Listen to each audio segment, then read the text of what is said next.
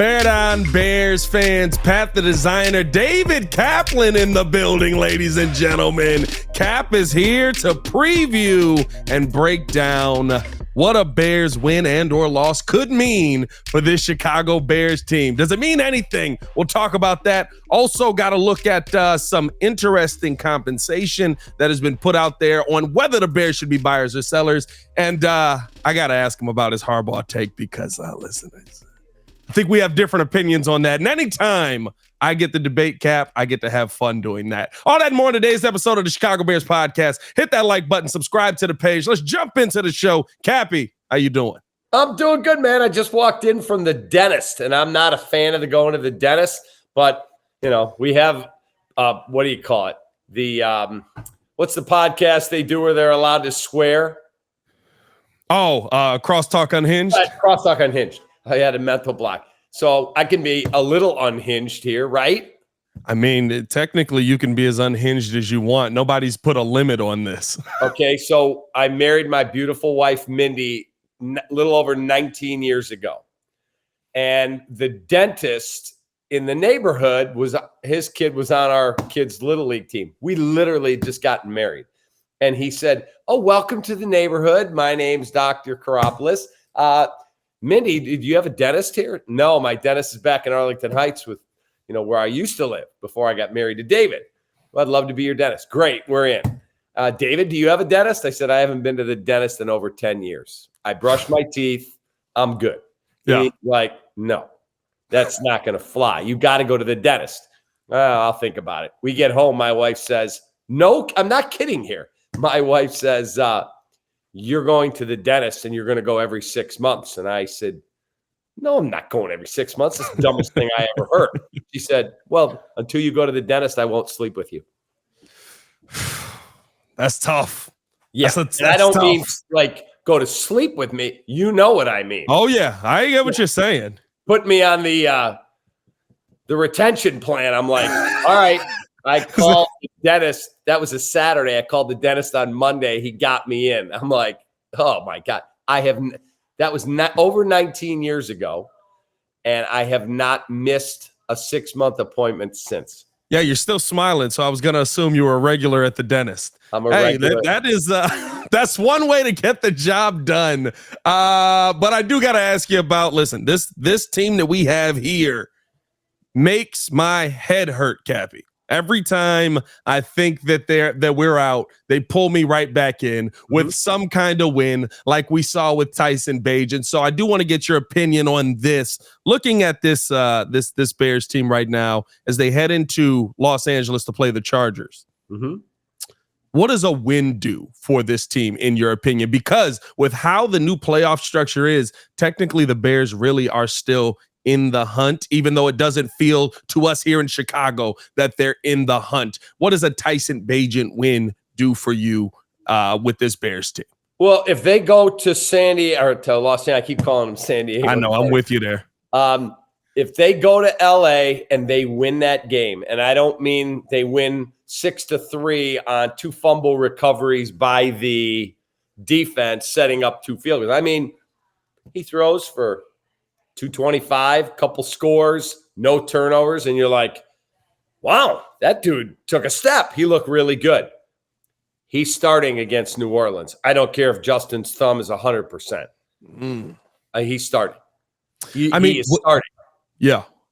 When you look at it, though, right, like if he gives you another game like this, because listen, he did a good job. He did a really good job for what we're asking him, what he's coming from, right? D2 school.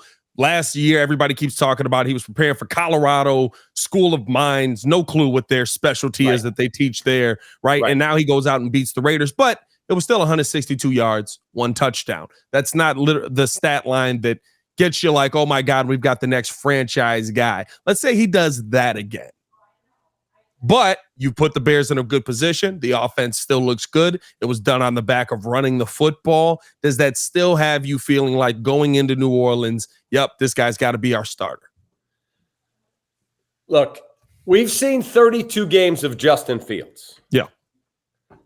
I like Justin Fields. The night they drafted him, I was in Florida. I'm at dinner with my wife, and my wife knows me. I mean, I am who I am.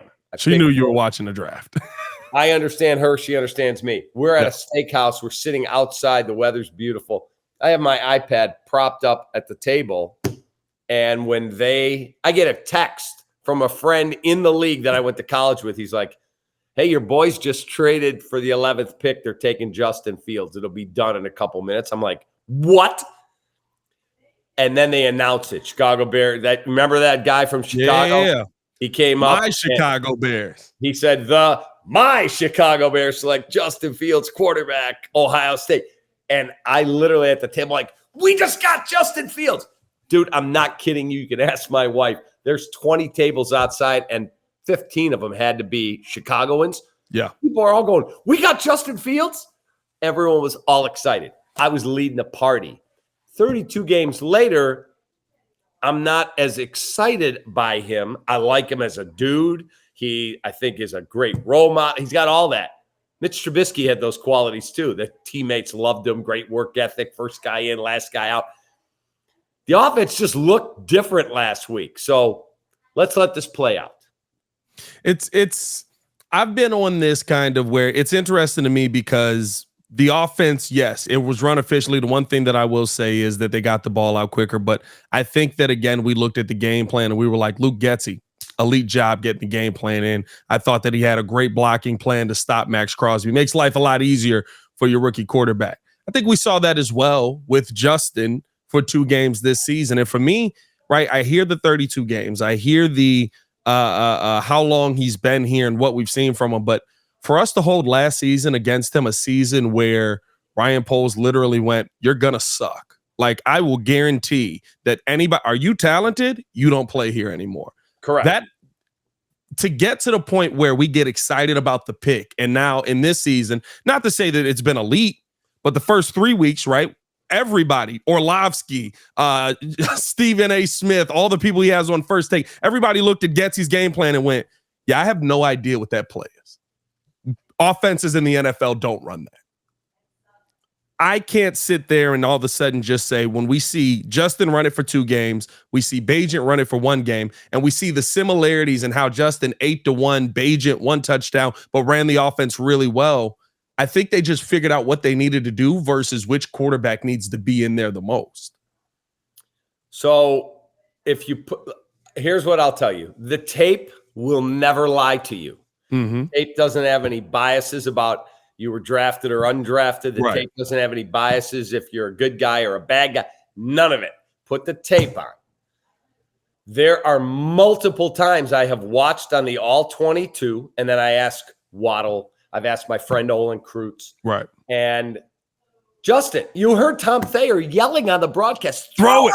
Yeah. 6 seconds, 100%. You freeze the tape and you go, click on the play. Justin injured his thumb. Yep. Freeze the tape. He is in the pocket and he has an ability to let the football go. It's not like he's got, 4 guys hanging on him. Right. He's got a clean pocket. And you look and you go, that's DJ Moore, 17 yards, 18 yards there. That's Darnell Mooney running free down the middle of the field for a touchdown. And he doesn't throw the 100%. Football. Yeah. For whatever reason, he does not process properly in the pocket. Great athlete, great leader, strong, tough, physical, loves the role of representing our city, that franchise, all of it. There, at some point, we have to be willing to go, the dude won't throw the football when he's got guys open. Yeah. I'll tell you what Olin said, and Olin played 13 years in the league, and I think he'll be in the Hall of Fame. Olin said, if the kid plays well enough Sunday night where you go, wow, offense looked good again, he goes, I am rolling with him the rest of the year. I think that the coaches probably would too, right? Because to me, that's it. Listen, they're in a situation where if they don't get it right this year, if they don't go on a Detroit Lions run, they're not going to be here next season. My favorite line from your co-host Hoodie, right? Like Jay said, they'll never see Arlington.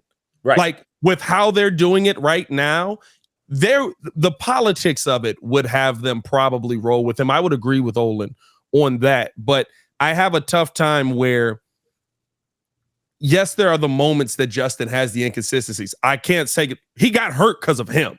I don't care what anybody says. Like, if you deny that, you're just trying to be too biased on one side. But I also see the sides where, right, the conversation on Bagent is he got the ball out quick. I haven't seen him get the ball out that quick. Justin doesn't get the ball out that quick. That was 2.5 seconds. The most time it took him in the Commanders game was 2.7 seconds. And those were deep shots. Those were quick shots. Those were decisive shots. I think that there was something to how much of an impact Cody Whitehair made in that game with how poorly he snapped in that. But if Bagent wins this, I can't say you're wrong because of the politics that come into play with football. Well, here's the thing. If you're Matt Eberflus, you're going to roll with him. Maybe. I don't know if it's Matt's call. I don't know how much it's Matt's call. Maybe it is. I would be surprised if it was only his call, because at the end of this season, you have to either pick up that option, which is $25 million on Justin, or not. And if you decide we're not picking up the option, boy, that's a big statement. You have the number 1 pick in the draft potentially if it's the Carolina Panthers pick. I don't think the Bears will pick number 1 overall from themselves. Yep. But Carolina, I do think they are going to finish with the worst record. Well, okay, last year's class, he didn't like Bryce Young. I didn't either. He's a good player, don't get me wrong, but he's small. I wouldn't take that chance. CJ Stroud, he's having a good year. They weren't going to make that move for Justin to get rid of him. But this year, Drake May, Caleb Williams, J.J. McCarthy, Michael Penix, and whoever else emerges in the scouting season, and you're sitting there at number 1 going, okay, this is potentially a generational class of quarterbacks. I have to know at the end of this year, whatever the record is, they're not going to the playoffs. So the record is irrelevant for me. I have to know at the end of the season, is he our guy moving forward or not? Because if he is, then I'm trading number 1 for, other than the Herschel Walker deal, the biggest haul anyone's ever seen. Yeah. Because somebody's coming to get Caleb Williams or Drake May at number 1. They are. I agree with you. But if you say at the end of the year, he's not our guy, okay, use the pick, get a player, a quarterback, trade him, and then use your own pick to address another need. Or the worst scenario, the season ends, you stuck with Tyson Bagent, you go, yeah, he was okay. He had a nice year. I don't know if Justin's the guy. Heaven forbid you trade him away and he becomes a star somewhere else. You look even dumber. Yep. No, and I think here's the thing for me. You have this option. Okay, we pay Justin Fields, the 25. It stings in the moment. But I would rather know that the offensive line in front of Justin Fields is competent for most of the season, right? You can't expect perfection out of an offensive line. Guys are going to get hurt, different things like that. I would like to know that the coaches that I have in place are going to stay consistent with the scheme, because the scheme has been up and down all season. I mean, like, I look at the Tampa game and the Minnesota game, and I'm like, yeah, these were very similar. What's going on here? And then I look at the Commanders game and last week versus the Raiders, and I'm like, these are similar, but they don't look like those games in the slightest. What did you change in these situations? I want to see consistency among our organization for more than just, right, we keep having these pop-up years. And the biggest thing that the Bears can do, to me, is solidify both sides of the trenches, even if you feel like Justin's not the guy. To me, even if you feel like Justin's not the guy, you need to fix the people that are standing in front of them. If that means missing out on these generational quarterbacks, guess what? I watched 5 guys come in San Francisco because the scheme was right and there was protection for them and they could run the football. We got one of those things right now. You cannot, in my opinion, if you don't believe Justin's the guy, and they may have already made that decision. They may already, in Ryan Pohl's suite, he and Ian Cunningham may go, we're done. We're not keeping this guy. Maybe they haven't. I don't know. You cannot leave a generational quarterback on the table to address another need, because if he becomes Patrick Mahomes part 2 and you missed again, you're getting fired. You're done. I don't care if you got the greatest left tackle in the history of the world. If there is a quarterback that was on the table for you to take and you didn't take him, you're dead. You're out. You're gone. And so they have to know without a shadow of a doubt, is Justin our guy or not? Yes, yes, yes, no. Why no? Give me your reasons. And then they have to all come to a meeting of the minds and make that decision. And if they make the decision that he's not the guy, then you have to take a quarterback at number one. Have to. If there's a guy there that you like. I just feel like we played that game. Now, granted, we haven't had number one every time, right? But I feel like we've played that game, right? The answer to make Mitch better was go get him a wide receiver and not fix his offensive line. Meanwhile, we're sitting here complaining about Mitch when he's getting murdered behind the line. I don't think Mitch is an elite quarterback. He's not. By any stretch of the imagination. But I've watched okay quarterbacks win Super Bowls because of other things that are around them. I don't think Joe Flacco's a good quarterback. And I watched him go to the Super Bowl because you built the infrastructure for him around him. Let me ask you this, though, because we've talked about the winning side. Let's say we come into this Sunday with a loss, or come out of this Sunday with a loss. You're now 2-6.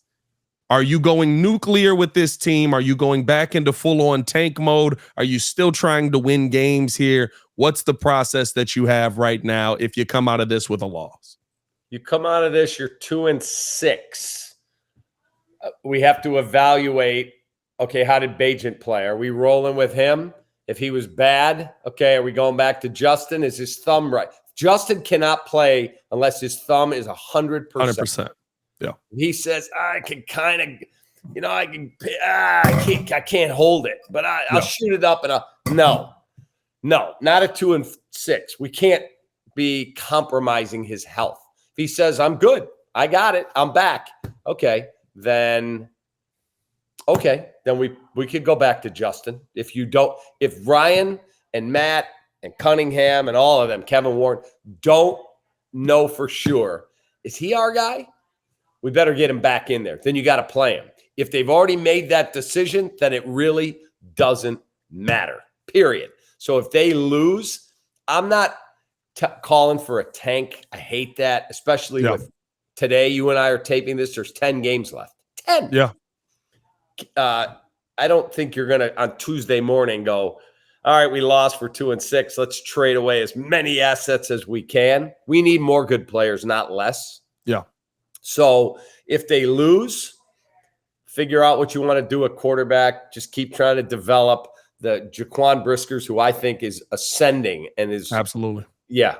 Kyler Gordon ascending. Are we keeping Jalen Johnson? Are we getting a deal done? They know what his demands are. If they don't want to pay that, then they should trade him. I would hope they would keep him because I think he's a really good football player. I think this is a hot take. People will disagree with it. I think they're this close to getting their offensive line to an elite level. I think they got 3 out of 5. Correct. They need a center like a starving man needs a ham sandwich. They've got to go get an elite center, whether that's a free agent, whether that's somewhere in the draft that you scout a guy and go, that's our guy. But they've got to get a center. And I think they have to get an elite left tackle and make Braxton a swing. That's what I think. No, I'm right there with you. I even talked about, we talked about yesterday with Courtney Cronin on the podcast that, with Braxton Jones coming back, are you willing to risk throwing him out there this week? Because 1, he hasn't fixed his issues with the bull rush. And 2, he's coming off of injury with the neck issue, and he's got to go up against either Bosa or Mack. It's not a good day for him at any point. So there's so many questions with Braxton Jones. Those are the 2 that you absolutely have to fix. I'm 100% with you. Let me ask you this question, Cappy. And by the way, we do want to let you guys know that today's podcast brought to you by the Hard Rock Casino, Northern Indiana. See comedy legend Jay Leno at Hard Rock Live, Saturday, November 11th. Tickets on sale now at Ticketmaster.com. You ever seen Leno? Live? I have seen Leno live at Lake Forest College when my brother was a student there in like 1983 or 84. Yeah, Jay Leno was doing a college tour, and he was at my brother's little college in Lake Forest, and he was freaking amazing. Yeah, Jay Leno's pretty good. He's comedy legend is the perfect word to use for him. Let's have this conversation, though, because even with everything the Bears need, there's a couple of pieces here that are available at the deadline, and we have the conversation on buyers or sellers, but we got a price point on 2 pass rushes and a defense that needs pass rush, like you said, like a homeless man needs a ham sandwich. The cost for Montez Sweat and Chase Young, they're saying, is probably a second or third round pick in a trade per Schultz report. It was recently reported that the Commanders have not started contract extension talks with either player, and both are pending free agents. Knowing everything you need on the defensive line, even heading into next season, would you trade for these guys being buyers at the deadline? Maybe it helps you on the defense for this season, but you're able to lock them up. I would not, for this reason. Why does Washington want to let good football players out of their building for day 2 picks? That one would concern me. And on the Chase Young front, so he had a severe injury. Yeah. He's had a good year. He's had 5 sacks so far in 7 games. Great. How come they don't want to keep him? They're going to let both these dudes walk out the door, and I'm supposed to give you a pick that's going to get a young, talented player in here, and they're both free agents, so they're going to want to get paid stupid money? Yeah. No. We asked that question to Thayer on our show this morning on Thursday, and Thayer said, absolutely not. No chance. Yeah, that is an interesting question. I mean, for me here, I would do it for one or the other. One, Chase Young. Now, he's the one that's the most concerning, but to me, he's the one that has the highest ceiling. Mm-hmm. That one, though, with the injury, adding him makes you next level, but how long is he going to be able to stay healthy? That's always a question once those big guys start to get injured, right? Like, we have the same question on the other side with Tevin Jenkins, right? Like, I think that he's an elite. He's our best offensive lineman. How long is he going to be able to be out on the field? But to me, looking at, maybe a Montez Sweat, if you could get him for a third round pick, I think for the Washington's reasoning on moving on from guys, especially when you look at their rosters, just you got a lot of money tied up in your defensive line already. I mean, you got Jonathan Allen out there. Daron Payne is making a $90 million over the next 4. Already paid Jonathan Allen as well, and you're not seeing the success from that. You've got players that can get you picks. I don't think that this is a Chase Claypool situation here where they're like, we're done with you. I think they would like to keep these guys, but the team hasn't shown you enough as far as success to sit there and say, we're going to pay for defensive linemen and have, $200 million in our defensive line alone. Yeah, look, their front 4 going into the Commanders game against the Bears, I thought, boy, that's going to be a real challenge. And they've got good players up there. But I'm not to the point where I'm ready. And I know Chase Young was the second pick in the draft.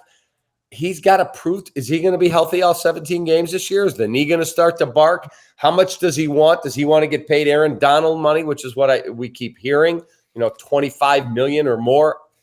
I can't do it. Yeah. Can't do it. Now, if he said, you know what, I've always wanted to be in Chicago, I'll give you a hometown deal and it's going to be 16, 17 million, but that's pie in the sky. That's not what the case is. Yeah. So, no, I'm keeping my picks. I'm playing out the season. And I am going to figure out my quarterback spot. And then with my draft capital, if I get the quarterback at 1, or if I have the quarterback on my team, I have no problem trading down. I would like to come out of this draft with Marvin Harrison simply because I think he's the best wide receiver I've ever seen since Calvin Johnson in college. DJ Moore, Marvin Harrison. Now we're somebody's nightmare to cover. Yeah. And that makes, right, if you have a quarterback that is quick to pull the trigger, that does make life easier if you have 3/5 of an offensive line and you have to develop another young offensive lineman heading into next year. $90 million in cap space, $95 million?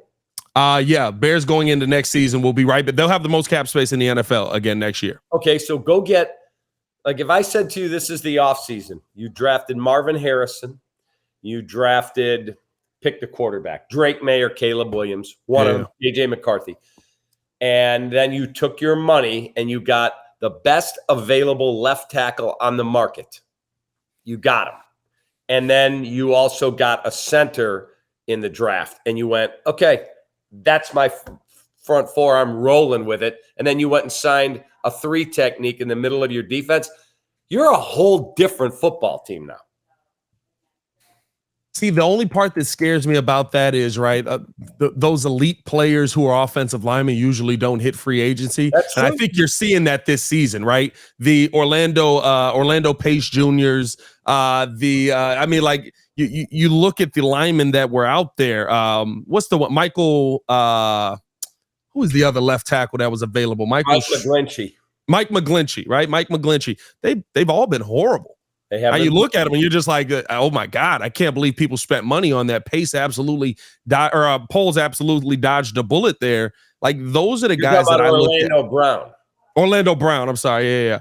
Orlando Brown Jr. Like he absolutely dodged a bullet with both of those guys, and they were the number one guys on the market.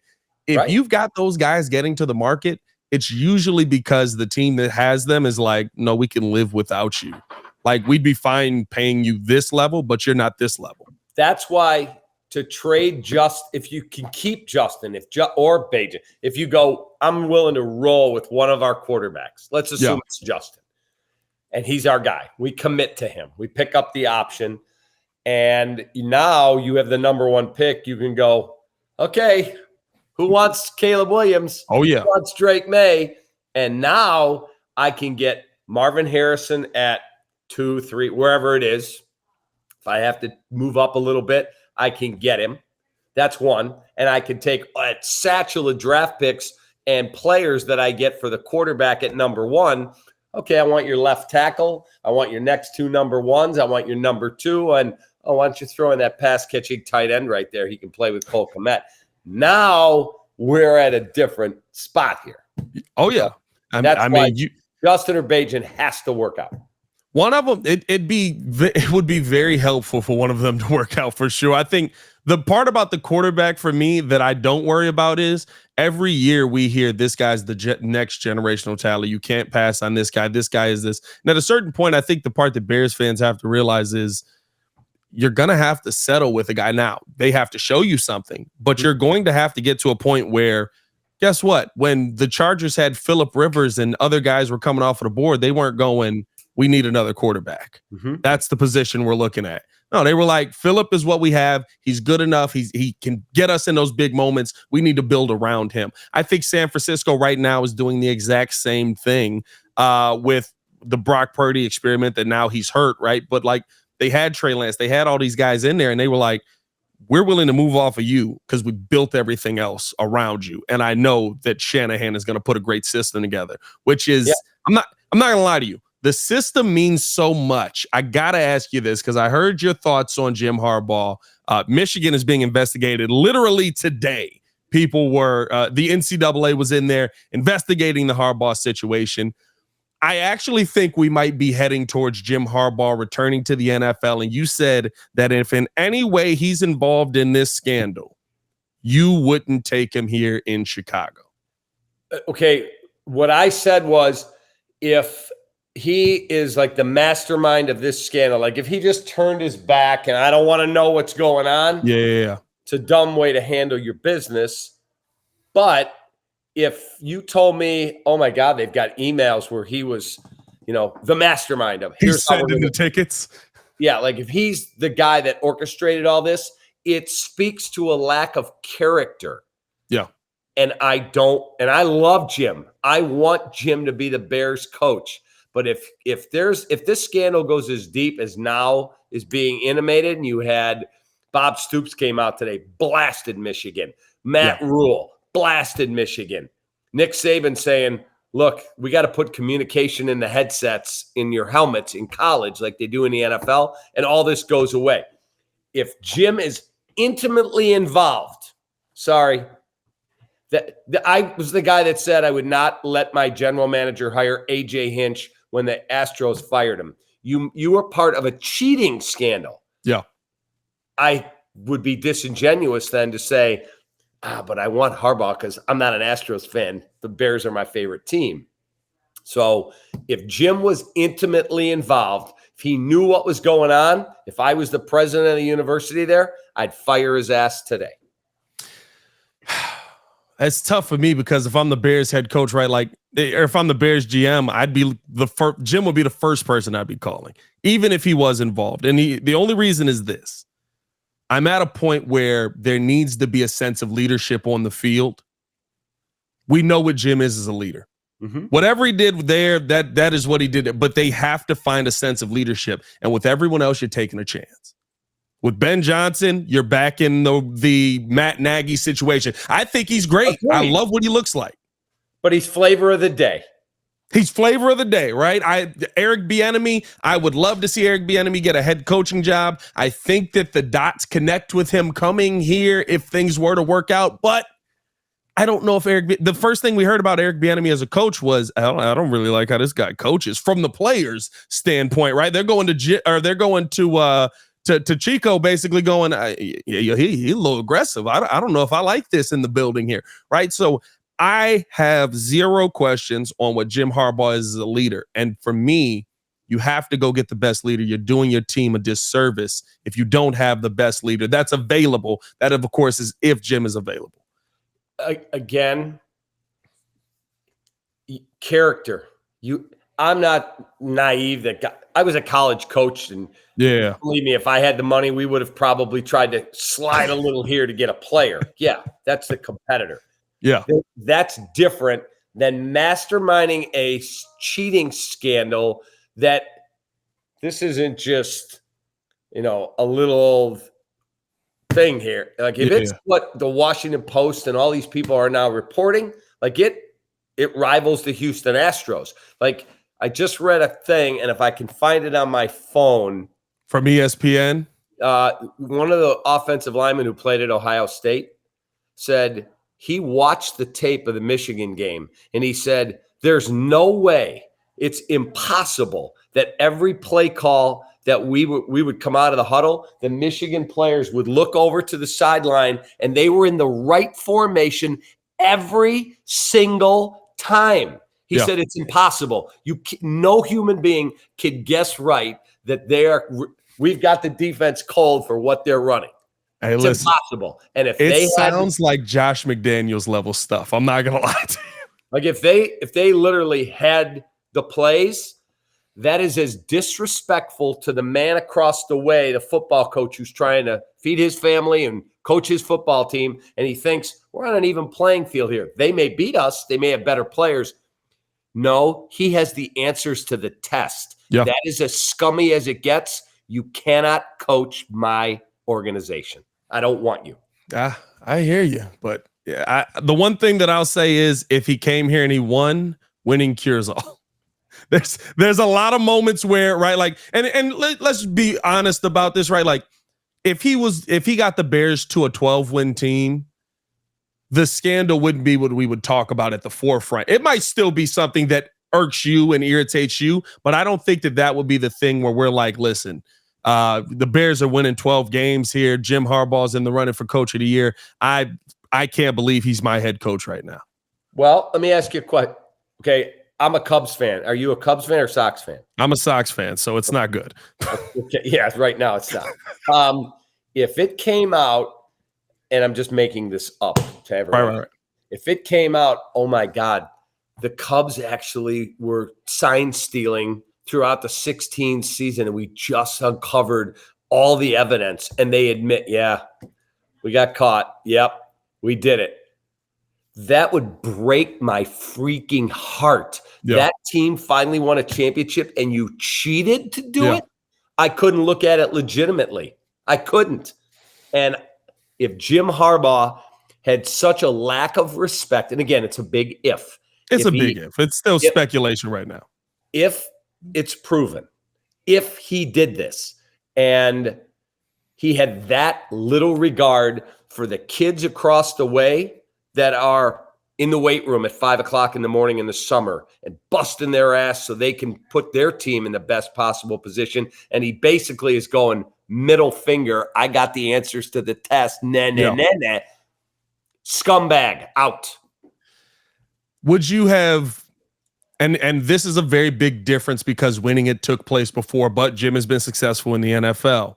When everything came out the multiple times, right? This is not a one time, the multiple times about Bill Belichick. If the Patriots had said he's gone, You wouldn't have taken Bill Belichick as our head coach. But softballs, I mean, he basically did the sign stealing, right? With the kid. He taught Josh McDaniels how to do it, right? Like, he's going to go down as the greatest head coach in football history right now. No, he's not.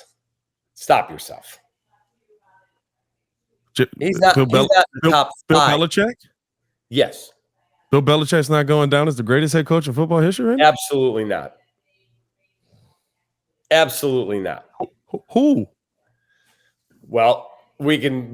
Nick Saban is certainly going to be on that list. Vince Lombardi's going to be on that list. Bill Walsh is going to be on that list. Don Shula is going to be on that list. George Halas is going to be on that list. I could go through a bunch of Bear Bryant. I could go through a bunch of them.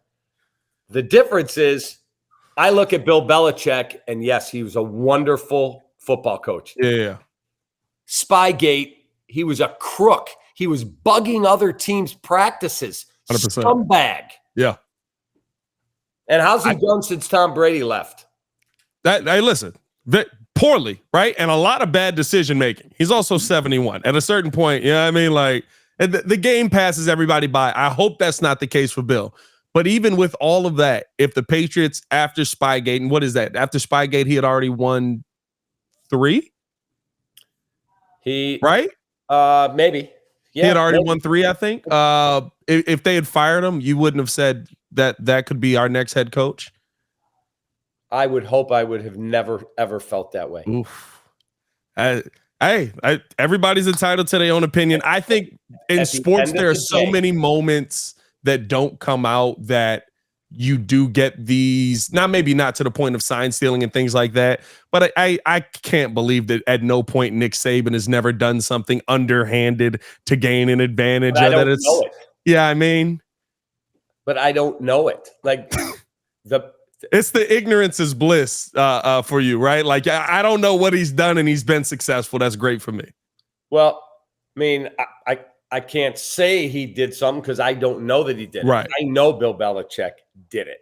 Yeah. And the only person that will never, ever lie to you is the man in the glass, the man in the mirror. And if you can look in your mirror and look at yourself and go, I don't give a shit.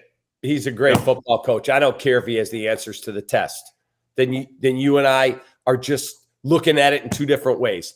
I could not, if I found out my Cubs cheated to win the 2016 World Series, every bit of Cubs memorabilia in here from that's my favorite team. That's the greatest night of my sports fandom. If I found out that was ill-gotten, it all gets burned or thrown in the trash, and I'm done with them. That's like this is character shit for me. I cannot. It's honor. If and only if he was the guy intimately involved in this. He knew nothing about it. He should have known, but I understand. Stuff goes on. But if he was aware of this and acting on it, like the guy at Ohio State said, they knew every one of our plays. It's impossible that they could have had the right defense for every play. Then he's out. He's off my list. Period. I'm not going to lie to you. I hope he's innocent just for all the reasons we've mentioned here, right? So that you're doing things the right way. But I really hope he's innocent just so that the coach at Ohio State can be like, son of a. He really did just know. He really knew. Like that would be even better for me at the end of it. Right. Like, I don't want this to be true. I would rather see him be successful. And at this point, right, listen, whatever it is, here's the tough part about it. Whatever it is, they won't have to answer for it until well after the college football playoffs. That's just so he might be gone knowing something's coming, having to deal with everything he's dealt with already. He might be here already by the time we get an answer. He might be an NFL head coach by the time we get an answer. That's the part that's going to be tough here. If Michigan is willing to, like, if they fire him. Yeah. Like, if we get word, oh my God, breaking news, Jim Harbaugh just got fired at Michigan. Well, then there's obviously more fire than smoke. He's off my list. I think there'd be that Michigan, we know how the college does it. There'd be that we're going to part ways here because both sides have come to an agreement, and Jim is tired of all the red tape he's got to cut through in college. He's looking to go back to the NFL. I think we'd get something like that because here's the one thing we do know, if this is true or not, he's not getting fired, even if it's true to me, because Michigan loves him. They'll be like, suspend him for the season. We'll bring him back. Northwestern, he's got in Ann Arbor right now. Northwestern, he was a Northwestern guy, like Jim is at Michigan. Yeah. They whacked him. Yeah, but winning matters. Pat Fitzgerald didn't win anymore. I mean, what did he in the last 30 games? They were like 12 and whatever it was. Yeah, I mean, like at Michigan, Jim's winning. But that's a brutally tough job. And you go back and look through Fitz. He's had multiple bowl games. They never had done anything to the level. No, he's their best coach for sure right now. Yeah. Like he was there, right? He was their number one. But I think it coincided at a time where it was like, listen, you haven't won in a few seasons here. This is terrible. This, by the way, Pat is far worse than anything Jim would have done, right? Like everything that's coming out with that. So I think there's the difference there as well. But I mean, I think literally like who's Juwan Howard, right? He's also Mr. Michigan up there. He literally slapped another coach. And they were like, suspend him for the next couple of games, bring him back. We're good. You know what I mean? So here's Fitz's records going back. He was 1-11 last year. He was 3-9. He was 7-2 and won the Citrus Bowl. Right. He was 3-9, 9-5, 10-3, 7-6, 10-3. So, he had an awful 2-year run there. Yeah. That is a brutally tough job. Yeah. No, 100%. You're not getting the same level of talent at Northwestern and nowhere near. Listen, I understand that. So I don't fault Fitz for struggling to get guys in there. I just understand where when something as bad as what came out with Northwestern comes out and you're a part of it, winning would have helped your case exponentially versus being 3-9. No question. You're making a very valid point. Hey, appreciate you tuning in with us, Cappy. Sunday's game, we have Bears versus Chargers. What is your prediction? I think the Chargers win the game something like 31-20, something like that, because I truly believe if the Bears can go in there and win Sunday night, Brandon Staley gets fired Monday. That's what I think. This is their last stand with all that talent on that team. There's a lot. Khalil Mack and Joey Bosa and Justin Herbert and Austin Eckler and Keenan Allen and all these guys. If they lose to the beloved on Sunday Night Football, I think he gets fired Monday. So I think they rally the troops. They play this, as hard as they can, and I do think they win. We'll see what it ends up being. I do agree with you. I don't know if I have it that far because I have no idea what the Chargers are. Like they win a half and then they completely piddle down their legs. But I think I do have the Chargers winning this one. I'll say 24-14, somewhere in there. I think this is going to be a little bit of a crash back to earth for Tyson Bagent when defenses actually go, we're not going to give you the passes that you keep completing. But I hope that he has immense success and we win by 10. That's my hope. Amazing.